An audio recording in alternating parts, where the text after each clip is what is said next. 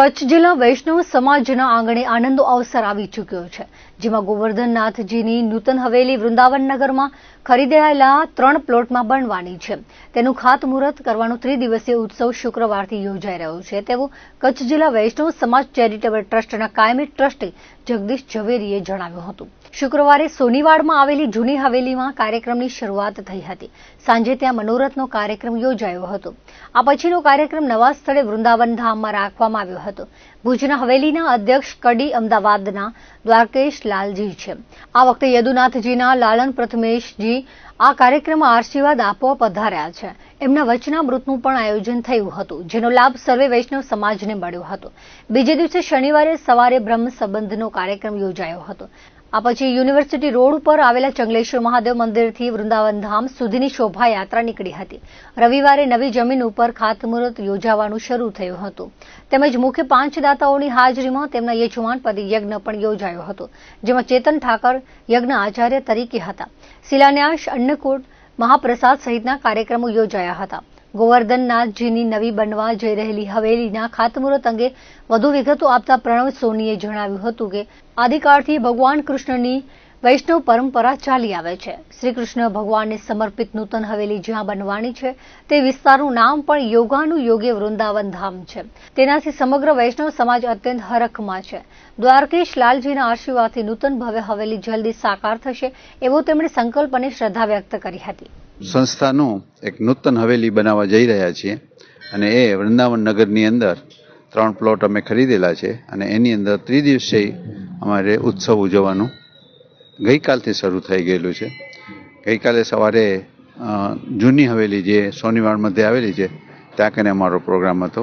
ત્યાર પછી સાંજે ત્યાં મનોરથ હતો અને સાંજ પછીનો જે પ્રોગ્રામ છે એ નવું સ્થાન વૃંદાવન ધામની અંદર અમે રાખેલું અને ત્યાં કને અમારા શ્રી જે છે એ અમદાવાદથી પધારેલા છે. ભુજના હવેલીના જે અધ્યક્ષ છે એ દ્વારકેશ લાલજી મહોદયશ્રી છે, કડી અમદાવાદ દ્વારા. આ વખતે એમને પ્રથમેશ કુમારજી શ્રી પધાર્યા છે, જે યદુનાથજીના લાલન થાય. એ ગઈકાલે પધાર્યા. એમના વચનામૃતનું પણ આયોજન થયું. સર્વે વૈષ્ણવોને ખૂબ જ સારો લાભ મળ્યો એમના વચનામૃતનો.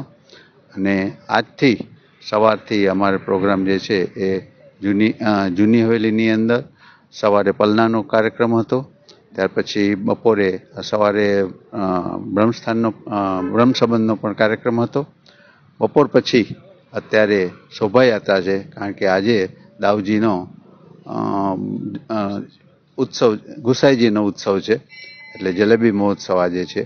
તો એ કાર્યક્રમ અત્યારે ઉજવી રહ્યો છે. અત્યારે શોભાયાત્રા અમે કાઢવાના છીએ ચંગલેશ્વર મહાદેવથી વૃંદાવન નગર સુધી, જ્યાં કને શ્રી અમને વચનામૃતનો લાભ આપશે અને ત્યાર પછી મહાપ્રસાદનો હશે. એ જ રીતે આવતીકાલનો પણ અમારે પ્રોગ્રામ છે, જેની અંદર સવારે જે જમીન લીધેલી છે એના ઉપર ખાતમુહૂર્ત અને શિલાન્યાસનો પ્રોગ્રામ છે, જેની અંદર પણ અમારા જે મુખ્ય 5 ડોનર છે એ લોકોને યજમાન પદે અમે બિરાજશું. જેનું યજ્ઞ આચાર્ય તરીકે ચેતનભાઈ ઠાકર છે. એ રીતે સવારનો એ પ્રોગ્રામ છે. ત્યાર પછી પુરુષોત્તમ યજ્ઞનો કાર્યક્રમ છે, એ પણ શ્રીની ઉપસ્થિતિમાં હશે. ત્યાર પછી શ્રીનું ફરી વચનામૃત હશે. ત્યાર પછી પ્રસાદ અને બપોર પછી અન્નકોટનો દર્શન રાખેલા છે. એ કરી અને આ મહાપ્રસાદ લઈ ત્રિદિવસીય કાર્યક્રમ અમારો સંપૂર્ણ થશે. કાર્યક્રમનો ઉદ્દેશ્ય એવો છે કે એક વૈષ્ણવ પરંપરા, આદિકાળથી કૃષ્ણ પરંપરાના આચાર્ય આજે અમારી વચ્ચે હાજર છે, અમારા ઉપર કૃપા કરવા માટે. અને મૂળ ઉદ્દેશ્ય ગામમાં એક હવેલી, જે જૂની ગોવર્ધનનાથજીની હવેલી તરીકે ઓળખાય છે સોનીવાડ મધ્યે, એનું બહુ જ મોટી આવૃત્તિમાં વૈષ્ણવો બહુ હરખભેર અહીંયા વૃંદાવન નગર એટલે મુન્દ્રા રોડ ઉપર 3 પ્લોટનો ન્યોછાવર એટલે દાતાઓએ સમસ્ત કચ્છના વૈષ્ણવોએ ભેગા થઈ અને એક હવેલી નિર્માણ માટેનો સંકલ્પ કર્યો અને 3 થી 4 દાતાઓએ અહીંયા પ્લોટ પણ ન્યોછાવર એટલે દાનમાં આપ્યા. એના ઉપર એક સારી અને નૂતન હવેલી નિર્માણ માટેનો એક સંકલ્પ સમસ્ત વૈષ્ણવોએ કર્યો છે. સાથે અમારા ગુરુજી એવા વૈષ્ણવાચાર્ય પ્રથમેશ કુમારની હાજરી છે. તો કચ્છના બધા જ વૈષ્ણવો અહીંયા હરખીને ભેળા થયા છે અને બસ આવતા જ સમયમાં થોડા વખતમાં એક નૂતન હવેલીનું નિર્માણ પણ કચ્છ વૈષ્ણવ સમાજ અને ભુજ હવેલીની નિશ્રામાં અને ગુરુજી એવા અમારા શ્રી દ્વારકેશલાલજી મહોદય શ્રીના આશીર્વાદથી સંપન્ન થશે અને કચ્છના વૈષ્ણવો હરખીને ભેળા થાય અને બસ આ પરંપરા આમને આમ જળવાય. મનુષ્યના જીવનની અમૂલ્ય ક્ષણને, મનુષ્યના જીવનના અતિ કિંમતી એવા સમયની અમૂલ્ય ક્ષણોને શ્રીમદ ભાગવત કથા સાર્થક કરે છે તેવું નવા કટારિયા ખાતે યોજાયેલ ભાગવત જ્ઞાન પારાયણ સપ્તાહમાં કથા વક્તાએ જણાવ્યું હતું. માનસ હનુમંત ધામ નવા કટારિયા ખાતે પરમાનંદ બશુમલ ભદ્રા ભાનુશાલી પરિવાર દ્વારા શ્રીમદ ભાગવત જ્ઞાન પારાયણ સપ્તાહનો પ્રારંભ કરાયો છે.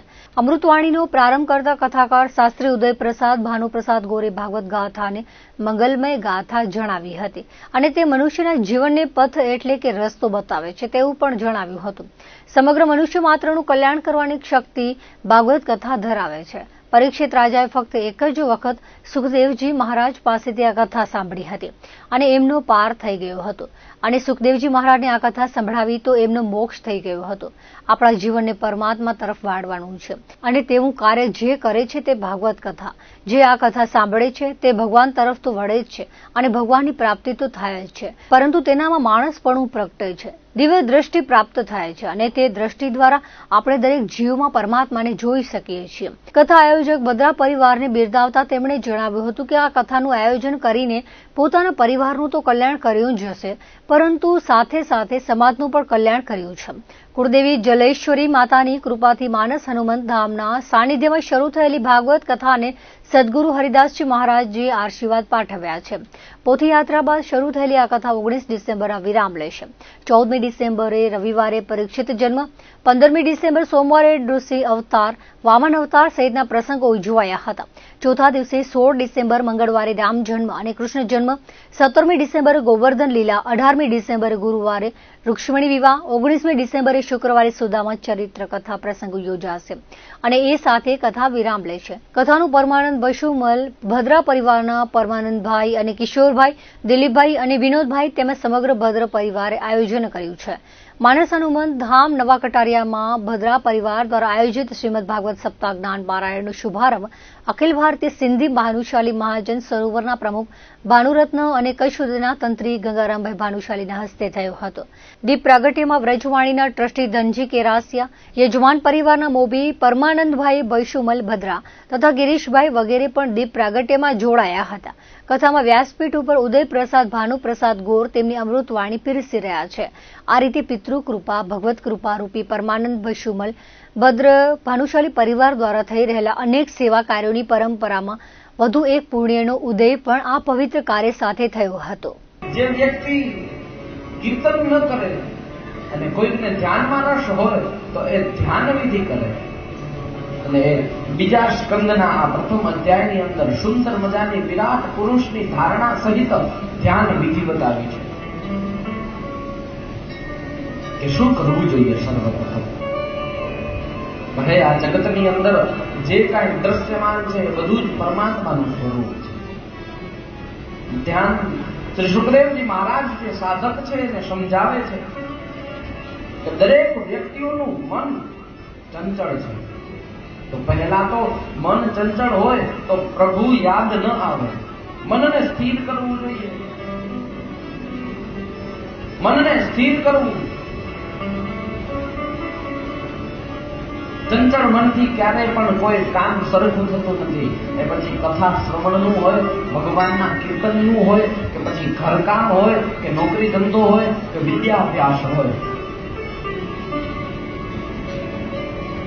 અહીંયાથી બેઠેલા વધારે લોકો કોઈ વિદ્યાર્થી અવસ્થામાં હોય એવું મને નથી લાગતું. એટલે નોકરી ધંધાની હું વાત કરું.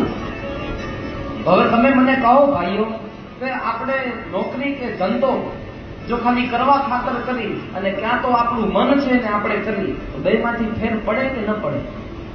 એક તો ધંધો છે જ્યાં આપણે મન લગાવીને કામ કરીએ છીએ, બીજો કરવા ખાતર કરી છે. ડિફરન્ટ આવે, ફેર પડે કે નહીં? અવશ્ય 100% પડે. બહેનો, એક તો ઘરકામ કરવા ખાતર કરી છે અને એક તો આમ દિલથી ઘરકામ કરીએ. બંનેમાં કચરા પોતામાં ફેર પડે કે નહીં? ક્યાં તો કરવા ખાતર મારી દીધું અને ક્યાં તો સાચેમાં ભાવ છે કે નહીં મારું ઘર મારે સ્વચ્છ રાખવું જોઈએ, ત્યાં સ્વચ્છતા, ત્યાં પ્રભુતા, ખૂણે ખૂણેથી બધો કચરો કાઢી નાખજો. તો બંને સાવરણીમાં ફેર પડે. તો મનથી કરેલું કોઈ પણ કામ એ સારું થાય છે. એટલે ચંચળ મન હોય, મન ન હોય અને કામ કરો તો એ સરખું ન થાય. એટલે આ ધ્યાન વિધિ એ મનને સ્થિર કરવાની વિધિ છે. તો પહેલા સાધકને કહ્યું કે આપ ચંચળ મન ન રાખો, મનને સ્થિર કરો. મારો માત્ર એક એ ઉદ્દેશ્ય કે ધર્મને લોકો સુધી પહોંચાડવા. આજે ઘણા બધા લોકો એ ધર્મ વિમુખ થઈ રહ્યા છે, તો બસ માત્ર ને માત્ર એ સંકલ્પ પિતાજીના આશીર્વાદથી કે ધર્મ લોકો સુધી પહોંચાડવો અને લોકોને ધર્મ સુધી લઈ આવવા. એટલે હું ભાગવત કથાઓ દ્વારા પરમાત્માના ગુણગાન ગાઈ અને યથાશક્તિ મારી જેટલી આજ સુધીમાં 25 જેટલી કથાઓ થઈ છે, તો એના દ્વારા હું માત્ર એક જ સંદેશ આપવા માંગુ કે ધર્મો રક્ષતી રક્ષિત. આપણે સાંભળ્યું છે, પણ સાચેમાં એ જ્યારે આવશે ત્યારે આપણને ખબર પડશે. ધર્મનો છેડો જેમ માનો પાલવ આપણે પકડી રાખીએ, માનો પાલવ છૂટી જાય પછી આપણને ખબર પડે કે એ વસ્તુ શું હતી. તો એ ધર્મનો છેડો માણસોથી છૂટી ગયો છે. આજે તો હું ધર્મને બધાએ સુધી પહોંચાડવા માટે આ પ્રભુનું ગુણગાન ગાઈ રહ્યો છું. કળિયુગમાં ભાગવત કથાનું સવિશેષ મહત્વ છે. અન્ય યુગોમાં આકરા તપ કે યજ્ઞ દ્વારા પ્રભુની પ્રાપ્તિ થતી હતી, જ્યારે કળિયુગમાં માત્ર શ્રવણ અને કીર્તન દ્વારા મોક્ષની પ્રાપ્તિ કરી શકાય છે. જેમ અમૃતનું એક ટીપું જીવન આપે છે, તેમ ભાગવત કથાનું એક વખતનું શ્રવણ પણ જન્મ મરણના ફેરામાંથી મુક્તિ આપી શકે છે. ભાગવત કથા એ મનુષ્યના પાપોને બાળી નાખનાર પવિત્ર અગ્નિ સમાન છે. તેઓ મુન્દ્રા તાલુકાના સિરાચા ખાતે દાણેશ્વર મહાદેવ મંદિરના સાનિધ્યમાં ચાલી રહેલ ભાગવત કથાના બીજા દિવસે વ્યાસાસનેથી ભાવિકોને ઉપદેશ આપતા વક્તા કશ્યપ શાસ્ત્રીએ જણાવ્યું હતું. સિરાચા ખાતે અદાણી પોર્ટ દ્વારા શ્રીમદ ભાગવત સપ્તાહનું આયોજન કરવામાં આવ્યું છે. વ્યાસાસનેથી કથાકારે કચ્છની અનેરી સંસ્કૃતિની સરાહના કરી હતી. સાથે જ અદાણી જૂથના આગમનથી કચ્છમાં થયેલા વિકાસની વાતને વરણી લીધી હતી. તેમણે ગૌતમ અદાણીની પ્રશંસા કરતા જણાવ્યું હતું કે અહીં માનસિક રીતે કથા દ્વારા સ્વસ્થ કરવાનું કાર્ય થાય છે. તેની સાથે સાથે શારીરિક રીતે પણ લોકોને સ્વસ્થતા મળી રહે એ માટે મેડિકલ કેમ્પ પણ કથાની બાજુમાં જ અદાણી પરિવાર ચાલુ કર્યો છે. તે ખૂબ જ પ્રશંસનીય છે. કોઈ પણ સંબંધની એક્સપાયર ડેટ હોય છે અને કોઈ પણ સંબંધ જોડાય છે તે તૂટી જશે, પરંતુ ભગવાન સાથેનો સંબંધ એવો છે કે જે નિરંતર જન્મો જન્મ ચાલે છે, તે ક્યારેય તૂટતો નથી. જે ભાગવત કથા સાંભળવાથી જાગૃત થઈ જાય છે. ભગવાને વિદાય સમયે ખૂબ જ વ્યથિત થઈ ગયેલા ઉદ્ધવને જણાવ્યું હતું કે જ્યારે પણ તને મારી યાદ આવશે ત્યારે ભાગવત ગ્રંથના પાને પાને હું તમને મળીશ. આ રીતે ભાગવત એ ભગવાનનું વાંગમય સ્વરૂપ છે.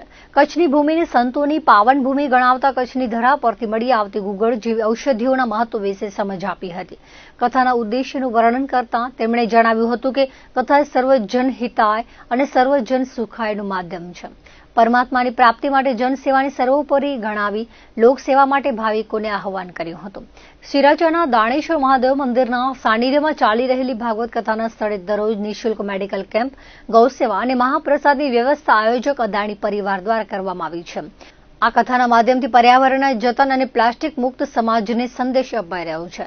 કથા દરમિયાન 17 ડિસેમ્બરના વિખ્યાત લોક કલાકાર પદ્મશ્રી કીર્તિદાન ગઢવી, દેવરાજ ગઢવી નાનો ડેરો, પિયુષ મહારાજના સાનિધ્યમાં લોક ડાયરાનું આયોજન કરાયું છે. આજે ડોક્ટર પ્રીતિબેન અદાણી, કચ્છ જિલ્લા ભાજપ પ્રમુખ દેવજીભાઈ વરચંદ, ધારાસભ્ય અનિરુદ્ધ દવે, મુન્દ્રા નગરપાલિકાના પ્રમુખ રચનાબેન જોશી, ડાયાલાલ આહિર, પ્રણવ જોશી, અરવિંદ પટેલ, કિશોરસિંહ પરમાર સહિત રાજકીય અને સામાજિક ક્ષેત્રના અગ્રણીઓએ કથા શ્રવણનો લાભ લીધો હતો. દાનેશ્વર મહાદેવના સાનિધ્યમાં આજે શ્રીમદ ભાગવત કથાનું સુંદર આયોજન થઈ રહ્યું છે. પૂજ્ય શાસ્ત્રીજી